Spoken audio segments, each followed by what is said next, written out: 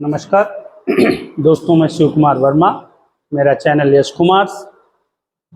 आज मैं मध्यकालीन भारत यानी दिल्ली सल्तनत में फिरोज तुगलक यानी तुगलक वंश में फिरोज तुगलक के उत्तराधिकारियों के बारे में चर्चा करूंगा। आपसे चर्चा करने से पहले मैं आपसे रिक्वेस्ट करना चाहूँगा कि आप हमारे चैनल को ज़्यादा से ज़्यादा लाइक करें, सब्सक्राइब करें मेरे चैनल को, बेल आइकन ज़रूर दबाएं और हमारे चैनल को शेयर करें ताकि आम लोगों तक हमारा वीडियो पहुंच सके। चलिए हम बात कर रहे हैं फिरोज तुगलक के उत्तराधिकारियों की। तो पहले फिरोज तुगलक की मृत्यु के बारे में जान लें, कैसे हुई मृत्यु, क्या हुआ।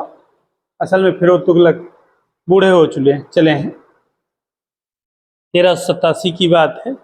इनका बेटा नासिरुद्दीन मोहम्मद शाह ये इनके साथ दरबार में आता है, परमानेंट आने लगा।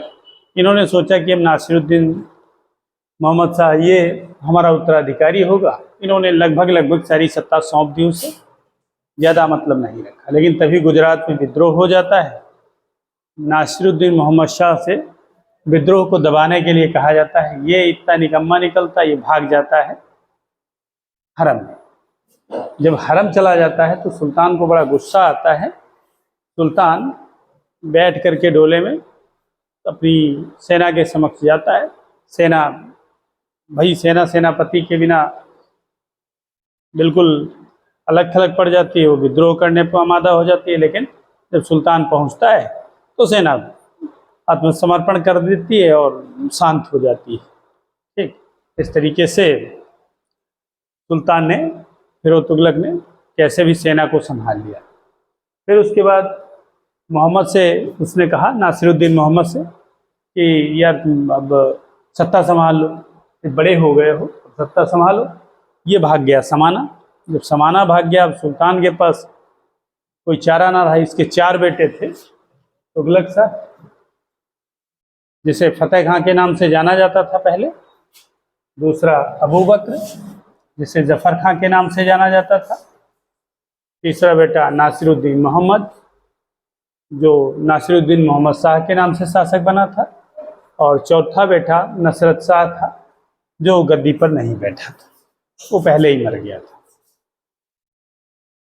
अब जब नासिरुद्दीन मोहम्मद समाना भाग गया तो तुगलक शाह को गियासुद्दीन द्वितीय के नाम से गद्दी सौंपी गई।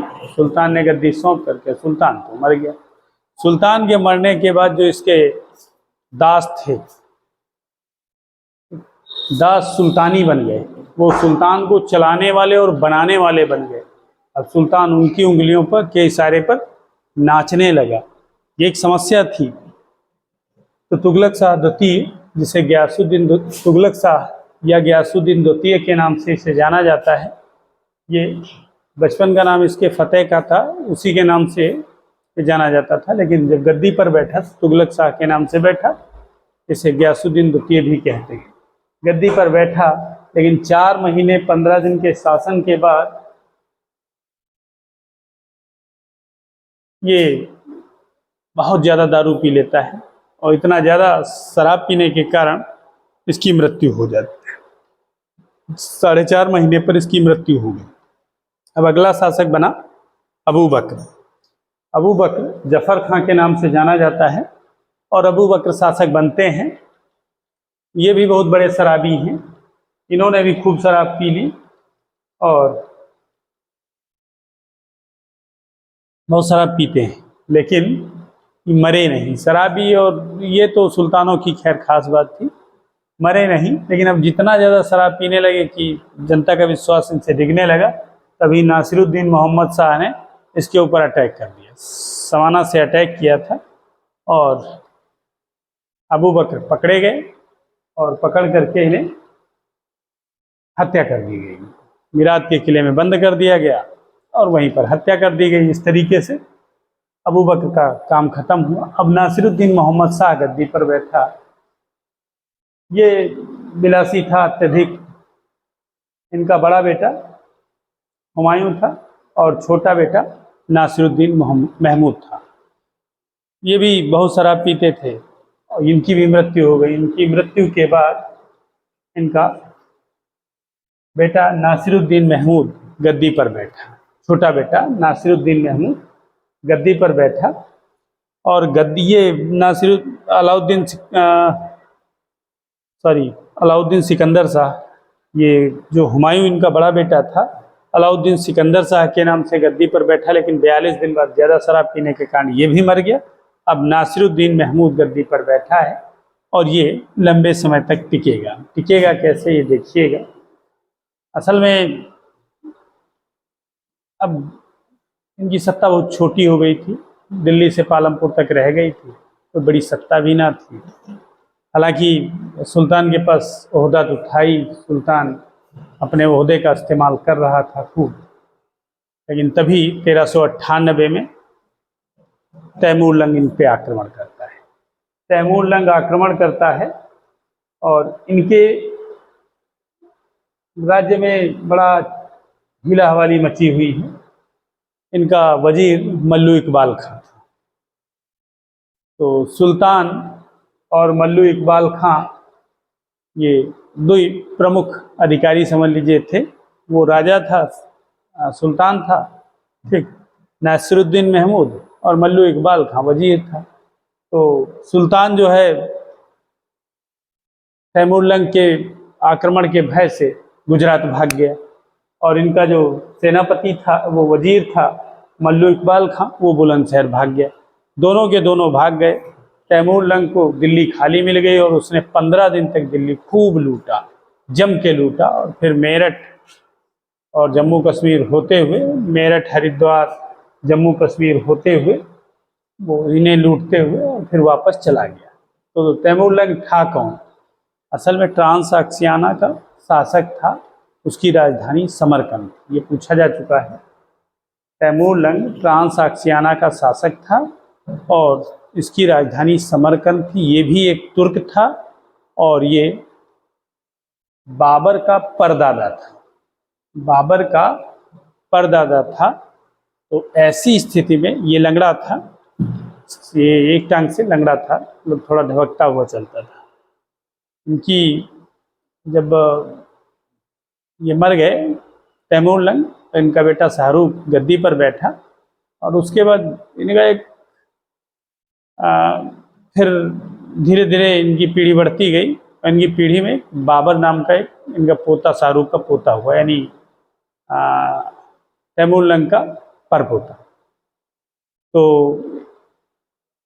तैमूर लंग के परपोते को तैमूर लंग की बहू ने, एहसान दौलत बेगम नाम है उनका, उन्होंने इसे बहुत पढ़ाया था। बताया कि समरकंद तुम्हारी जन्मभूमि है, तो हिंदुस्तान तुम्हारी कर्म भूमि।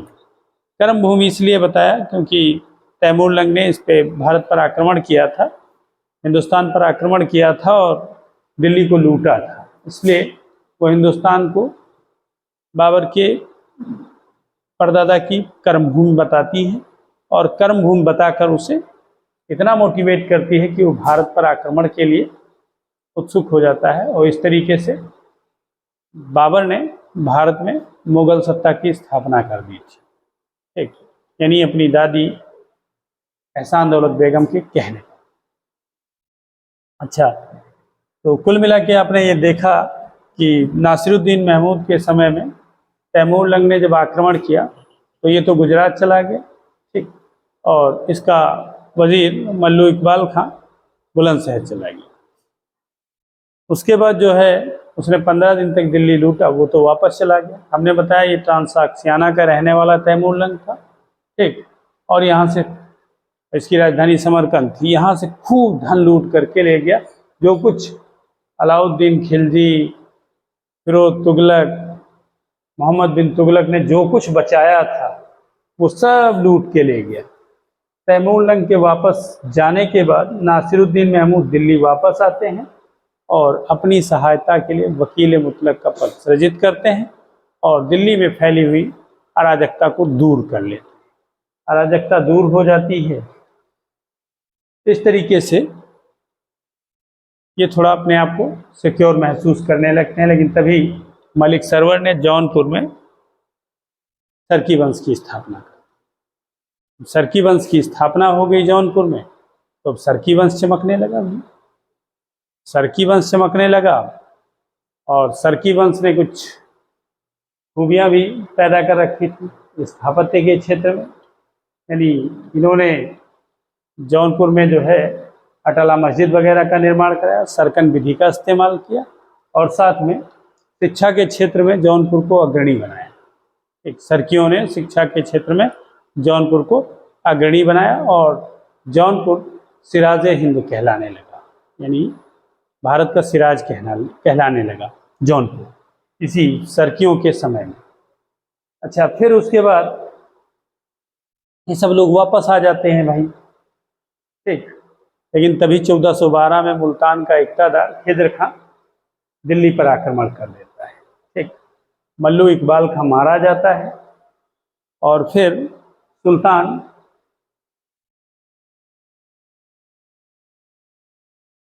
अब नया वजीर बनाएगा। मल्लू इकबाल खां मर चुका है तो अब नए वजीर की ज़रूरत है, तो दौलत खां को अपना वजीर बनाया।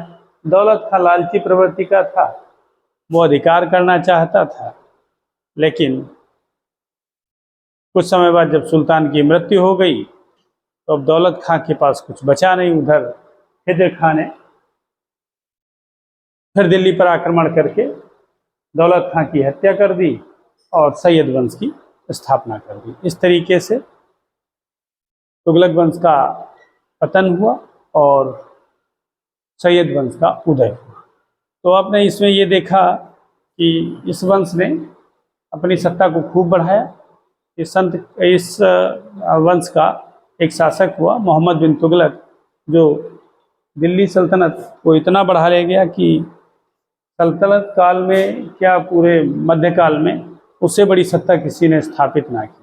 लेकिन सबसे ज़्यादा बगावतों का सामना भी उसी ने किया और उसके मरते मरते उसका साम्राज्य छिन्न भिन्न हो गया, क्योंकि संसाधनों की कमी। फिर तुगलक ने फिर अपने आप को संभाला, अपने साम्राज्य को संभाला, लेकिन उसके उत्तराधिकारी निकम्मे निकल गए और ये वंश ध्वस्त हो गया। इस तरीके से तुगलक वंश का समापन। तो आप लोग तुगलक वंश को बस इतना ही देखिए। प्रशासन में बाकी जो भी कार्य किए गए हैं प्रशासन में हम लोग देखेंगे। और अब अगला वंश है सैयद वंश। तो सैयद वंश के लिए हम नया वीडियो अभी अपलोड करेंगे थोड़ी देर में। इसके साथ ही तो आप हमारे चैनल को लाइक करें, सब्सक्राइब करें और शेयर करें। बेल आइकन का बटन दबाना ना भूलें। धन्यवाद। जय हिंद, जय भारत।